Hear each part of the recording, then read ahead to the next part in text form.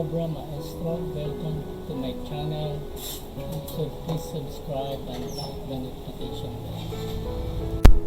Panibagong linggo, panibagong webinar series na naman ang handog sa atin ng Vibal Group. We all know that DepEd deferred the school year opening to October 5, 2020. But it is never too late to start our preparation for an extraordinary school opening. This week, join part 1 of Vibal Special School Opening Webinar Series on their YouTube channel. So paano nga ba tayo makaka-join sa kanilang webinar series? Simple lamang. All you have to do is to fill up that forms to register. Kindly choose one form per day per topic to fill out. And of course, don't forget to subscribe on their YouTube channel to get your free easy certificate. For all the certificates for the past weeks, you may download it on their site certificate.vibalgroup.com. Isang espesyal na serye ang handog ng Vibal Group para sa ating mga teachers.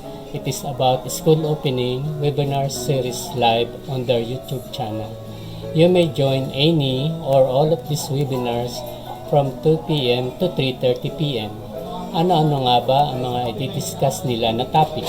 On August 17, it is about emotive and inspiring methods for orientation of parents and students.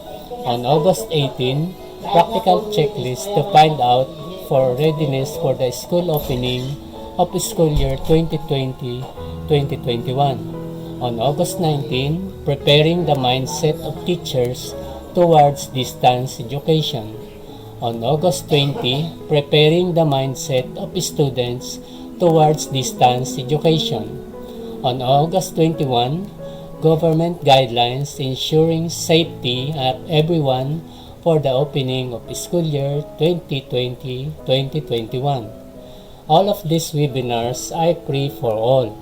All you have to do is mag-sign up lamang sa kanilang Google form na makikita sa description box ng video na ito.